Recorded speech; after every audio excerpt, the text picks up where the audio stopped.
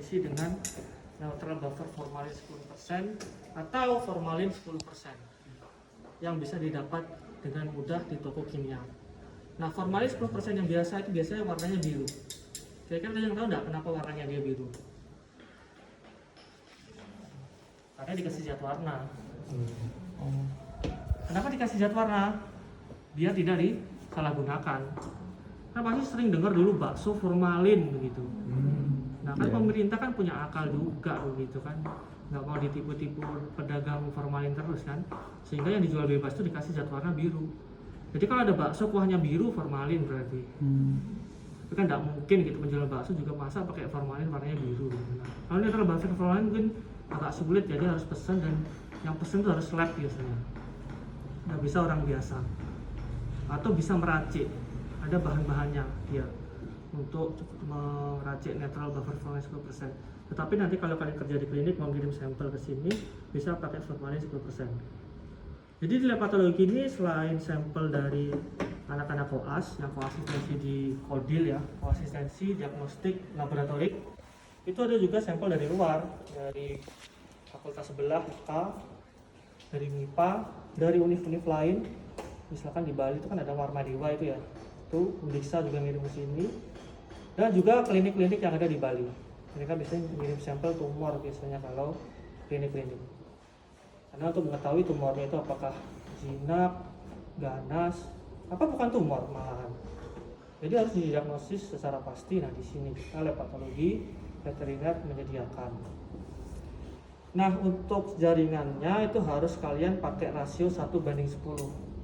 Satu jaringannya 10 parutannya. Itu yang optimal, ini tidak optimal dia nih. Terlalu besar tumornya. Kemudian ini pasti yang bertanya-tanya kok butek nih, kenapa nih? Karena ini jaringannya sudah sering saya potong-potong. Ini ada bidik-bidik itu karena memang jaringannya itu, serpihan-serpihan jaringannya itu. Jadi kan harusnya biru biasa dia. Tapi karena sering saya potong, jadinya seperti ini. Kemudian tahap pertama bisa mendekat. Itu saat kita menerima sampel, kita harus cek dulu ukuran sampelnya. Karena nanti jaringan itu akan kita taruh di namanya tisu kaset ini. Tisu jaringan ya, bukan tisu yang buat ngelap hidung sama mulut itu. Tisu kaset jaringan. Saya pernah ngobrol sama kolega di patologi dari kedokteran. Patologi itu dia pernah dapat kiriman sampel kaki utuh begitu. Jadi kaki jebret nih olah histopat gitu.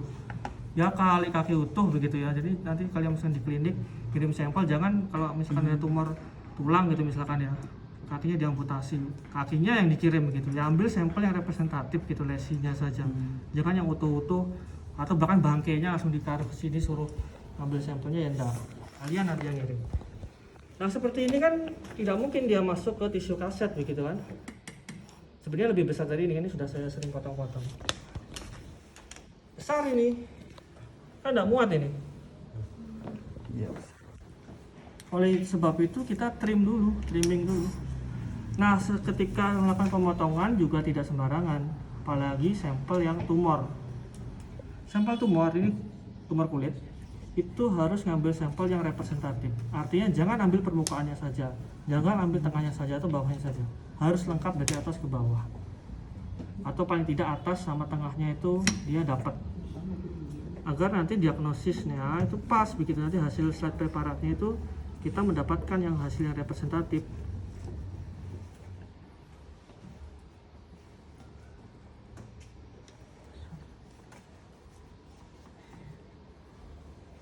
Setelah kita trim, kita taruh ke sini, kita basuh dengan air mengalir. Karena saya males ke wastafel situ jalan, ya udah pura-puranya dibasuh. Jos selama 40 detik.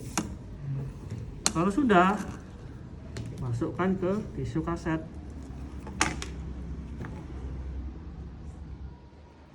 Nah, yang perlu kalian ketahui bahwa si satu tisu kaset ini tidak hanya muat satu jaringan saja, dia bisa jaringan lain juga.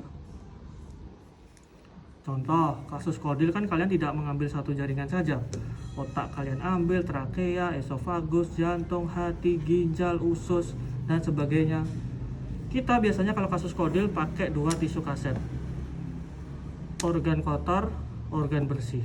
Organ kotor itu sistem pencernaan, lambung, usus, pankreas, hati, gallbladder, dan sebagainya.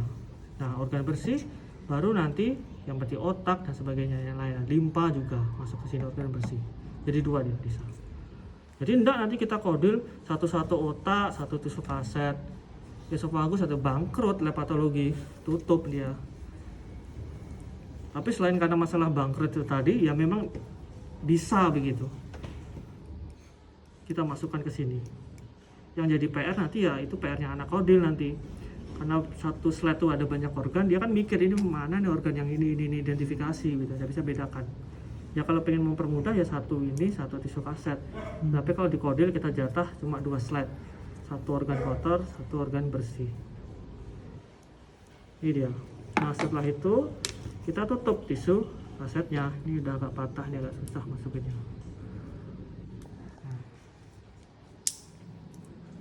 Setelah tisu kaset ini kita pack, tes. Nah anggap saja masuk. Ini nggak dikeluarin lagi tapi ya. Anggap saja masuk. Ini nanti saya pakai lagi soalnya. Nah kalau sudah masuk, kita masukkan keranjang ini ke tisu prosesor. Ya pura-puranya masukin ada ya. Kalau saya buka dari belakang. Tisu prosesor ini kita gunakan untuk tahapan-tahapan dalam pembuatan preparat, dehidrasi, clearing, sama infiltrasi parafin. Dehidrasi itu kita gunakan alkohol bertingkat. Alkohol 70% sampai 100%. 70, 80, 90, 96, 100%. Kemudian clearing kita pakai silol. Bisa pakai silol 1, kemudian silol 2, atau pakai tololnya 1 atau tololnya 2. Kemudian infiltrasi parafin tentunya pakai parafin atau paraplas, lilin lah gampangnya. Dehidrasi, kira-kira kalau misalnya kalian memikirkan istilah dehidrasi itu apa yang kalian pikirkan? Kekurangan cairan. Kekurangan cairan, kering, haus dan sebagainya begitu kan? Ya sama. Dehidrasi ini adalah proses untuk mengeluarkan cairan di dalam jaringan itu. Proses dehidrasi. Kita keluarkan. Mungkin kalian sudah pernah dengar istilah apa orang yang bilang seperti ini. Your body is consist of 70% of fluid. 70% cairan. Iya, jaringan juga banyak cairannya, baik intrasel maupun ekstrasel. Nah, itu kita keluarkan agar nanti pas proses infiltrasi parafin, parafinnya dia masuk. Jaringan itu benar-benar padat dan pas dipotong itu nggak melihat lah istilahnya. Walaupun jaringan itu sudah padat, tapi kalau ada cairannya itu pasti melihat nanti. Nah, biar dia padat pas dipotong. Proses selanjutnya clearing sesuai namanya ya, pembersihan, penjernihan. Jadi itu membersihkan reagen alkohol sebelumnya, pencelupan yang banyak itu tadi dari 70 sampai 100. Di clear, dibersihkan. Baru proses infiltrasi parafin. Nah, kalau sudah selesai infiltrasi parafin, proses selanjutnya adalah blocking.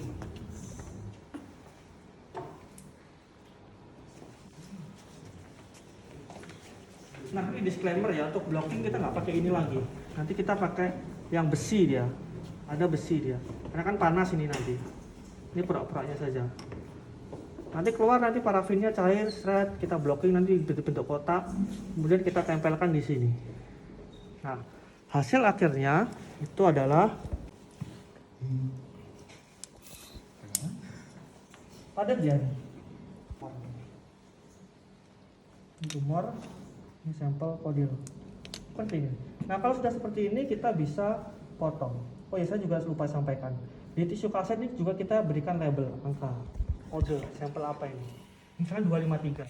Ini sampel kodil ya. Berarti sampel ke 253 di tahun ini. Sebenarnya harus lengkap sih. 253 N tahun berapa? 26, 25, 24 seperti itu. Kemudian setelah itu kalau sudah jadi itu namanya adalah blok parafin atau mungkin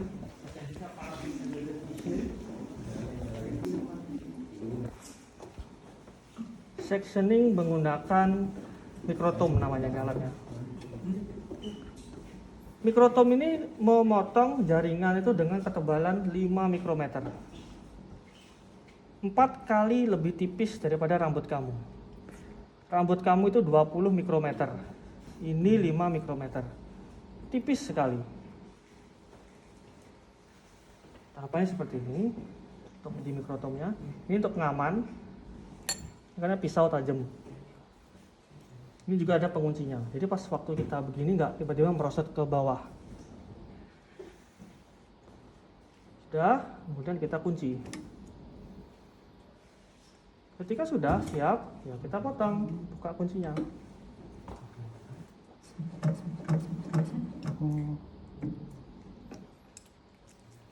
Ini sangat tipis sekali dia, dan sangat fragile, rapuh sekali.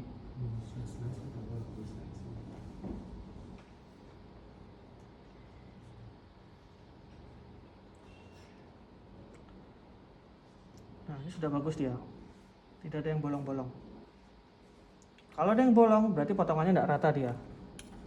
Blok parafin itu pasti waktu kita bikin tuh pasti awal mulanya pasti tidak rata. Ada penampangnya yang agak maju ke depan, agak maju ke belakang, atau atas bawahnya itu maju ke depan tapi tengahnya itu agak cekung. Kalau ini agak ke depan, yang bagian atas pasti yang kepotong atasnya. Logikanya kan gitu. Kalau yang bawah ini maju ke depan, pasti logikanya ke bawah, yang kepotong kan cuma bawahnya saja. Terus kalau misalkan ini maju ke depan, yang bawah maju ke depan, yang tengah itu agak ke belakang, tengahnya pasti bolong, nggak kepotong organnya. Nah ini sudah pas, artinya sudah lurus dia penampangnya. Ini sudah berkali-kali dari pagi dipotong. Yang awal-awal cuma dapat yang bolong-bolong tadi. Sekarang ini karena sudah sering ini, udah rata dia. Nah biasanya cara merapikannya, blok parafin yang penampangnya tidak rata, kita lakukan potongan kasar namanya. Ini potongan halus, 5 mikrometer. Potongan kasar itu 20 mikrometer serambut tebalannya. Potongan kasar ini tinggal kita tekan, ini kita potong seperti biasa. Itu biar cepet dia. Set lurus. Kalau pakai potongan halus sampai kapan? Lama tuh nanti. Bisa tapi lama. Nah untuk mempercepat kita pakai potongan kasar biar seret, nah cepat. Kalau sudah dirasa lurus kita cek begini, dirasa lurus kita coba lagi. Proses itu berulang. Jadi apa namanya, trial and error lah. Jadi kita coba terus sampai dia seperti ini. Ini kalian cuma dapat hasil instan saja. Tapi sebenarnya dari pagi ini sampai biar seperti ini. Untuk satu slide preparat. Untuk satu slide preparat.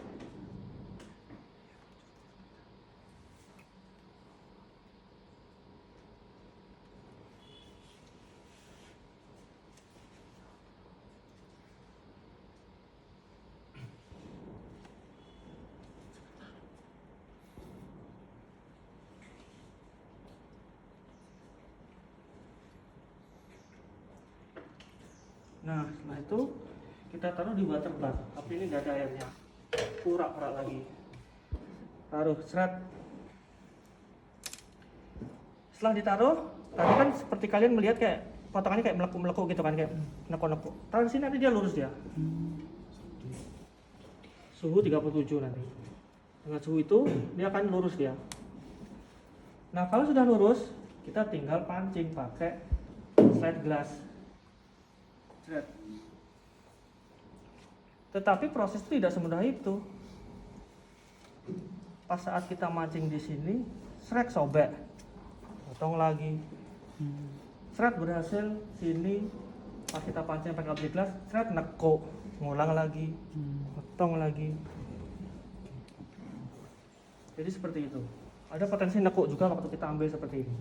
Makanya kadang juga kalian lihat slide di stopa tuh kalau ada kayak ketup kayak kok tebel banget, ada bagian tebel kayak neko, itu karena proses ini tadi. Mungkin ada ketepuk dikit, tapi kalau ketepuk dikit tidak masalah, karena dalam pembuatan preparasi histopatologi sulit kita mencapai kesempurnaan. Pasti ada cacatnya dikit, itu pasti ada. Cacatnya dikit itu pasti ada, dan itu wajar. Nah setelah kita pancing, kemudian kita sudah mendapatkan hasil yang bagus, kita taruh slide-nya itu ke hot plate selama 1 jam. Tujuannya adalah biar jaringan yang dengan parafin itu lengket di slide glassnya itu tadi. Barulah ketika sudah melewati 1 jam, kita lanjut ke tahap staining, yaitu kita taruh ke staining jar yang namanya. Nah staining jar ini bisa muat sampai 24. masukkan. Rangkaiannya panjang ini dia. Tahapan pertama dalam proses pewarnaan itu adalah deparafinisasi. Kita hilangkan parafinnya. Udah tidak penting parafin. Parafin tadi sudah waktu potong. Kita hilangkan parafin tujuannya biar zat warnanya itu bisa menyerap ke jaringan. Hilangkan dia. Pakai silol 1, silol 2, silol 3. Masing-masing 7 menit, 7 menit, 7 menit. Kita masukkan. Set. Tit, timer 7 menit. Titit. Enggak. Timer lagi 7 menit. Kemudian tahap berikutnya adalah hidrasi. Tadi kan ada dehidrasi, ini ada hidrasi. Kalau dehidrasi tadi 70% sampai 100%, ini kebalikannya. 100 ke 70. Jadi ada etanol absolut 100%, 3 menit, 3 menit, 3 menit sampai ke 70, 3 menit juga. Baru nanti ke aquades 1 menit. Kemudian barulah ke haris hematoksilin 15 menit. Setelah itu ke aquades lagi 1 menit. Kemudian ke asid alkohol 1% kita celupkan sebanyak 4 kali. 1, 2, 3, kemudian 4. Baru langsung kita masukkan ke larutan eosin selama 17 menit. Setelah itu kita lakukan tahap dehidrasi lagi. 3 menit, 3 menit, 3 menit, 3 menit. Tahap terakhir keliling 10 menit. Jadilah preparat yang telah diwarnai. Nah, preparat yang diwarnai ini masih istilahnya telanjang begini. Ini buka, ada cover gelasnya ini. Harus tutup. Kalau udah kan kegeser ini ke tangan atau apa, kena kegesek apa, rusak jaringannya. Tipis sekali kan tadi dia.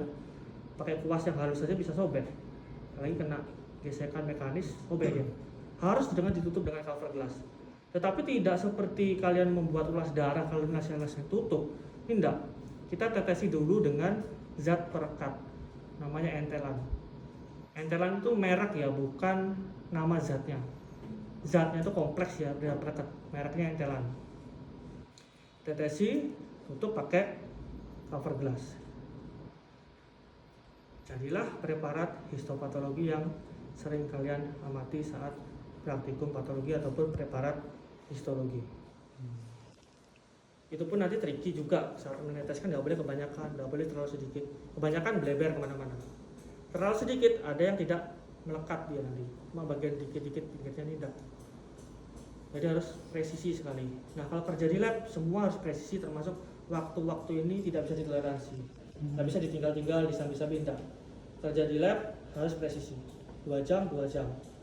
7 menit, 7 menit, 3 menit, 3 menit, 1 menit, 1 menit, 15 menit, 15 menit. Nggak bisa tinggal kemana-mana. Kalau di lapangan mungkin bisa improve apa gitu. Kalau di lab nggak bisa improve. Sesuaikan SOP yang ada di labnya itu. Nah tiap lab itu mungkin ada variasi. Kok bisa ada variasi? Ini kan sama ininya. Silol, ini haris hematoksilin. Ya bisa jadi kan reagennya beda mereknya. Tiap merek itu kan beda juga nanti responnya. Nah itu ada instruksi manufaktur. Nah ini instruksi manufaktur lah yang diikuti begitu. 7 menit, 7 menit, 15 menit, 15 menit gitu. Itu. Nah dalam pewarnaan rutin kan kita ada kombinasi antara hematoksilin dan eosin. Kira-kira kalian pernah bertanya-tanya kenapa sih 2 gitu, kenapa tidak 1 aja kayak misalkan Gimsa, itu kan kayak ulas darah kan Gimsa, atau Divquick, kenapa kok harus hematoksilin dan eosin? Kira-kira kenapa itu? Kira-kira gimana? Karena kalau yang hematoksilin itu untuk warnai intis, sedangkan kalau eosin itu kita basah. Ya, itu jawabannya. Kalau kita warnai hematoksilin tok, kan inti selnya tok yang kelihatan, jaringannya strukturnya tidak kelihatan nanti. Eosin juga gitu, inti selnya tidak kelihatan, apa yang mau dilihat interpretasi. Orang sel radang kan perlu ini kan, kalau misalkan kita pengen interpretasi radang apa tidak. Jadi harus 2 ini. Kira-kira ada yang tahu enggak kenapa hematoksilin itu mengikat inti sel, eosin itu ke sitoplasma? Apa yang asam? Hematoksilin itu apa ini? Asam atau basa ini? Hematoksilin warnanya apa dulu ini? Warnanya apa? Kalau inti sel itu apa?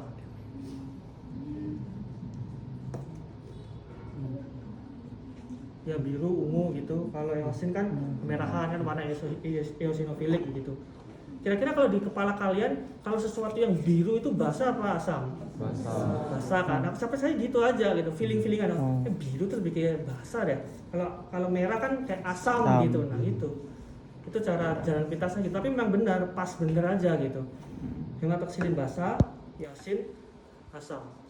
Si basah ini si basah ini akan berikatan dengan asam. Nah, inti sel itu asam sifatnya. Kalau lupa inti sel itu asam, ingat di dalam inti sel itu ada apa? Ada DNA di sana. DNA itu kepanjangannya apa? Deoksiribonukleik acid. Acid itu apa? Asam. Asam berikatan dengan basa. Itu caranya. Kalau lupa gitu triknya. Konsep dasarnya jangan dilupakan. Lain-lainnya boleh dilupakan, apalan-apalan kayak misalkan hematoksilin berikatan dengan inti sel gini-gini deh. Itu bisa lupa. Tetapi kalau konsep dasarnya tahu, hematoksilin biru ya basa gitu. Basa berikatan dengan asam. Di jaringan yang asam itu apa? Inti sel. Karena ada DNA, deoksiribonukleik acid, asam. Jadi seperti itu caranya. Jadi tidak perlu sebenarnya ilmu saintek ini tidak perlu dihafal semuanya. Kita kalau konsep groundnya, fondasinya itu kuat, semua naik-naik ke atas tuh cuma lewat aja, udah enak, udah nyerapnya cepet begitu. Itu caranya. Jadi seperti itu sih untuk preparat, pembuatan preparat dan pewarnaan preparat jaringan.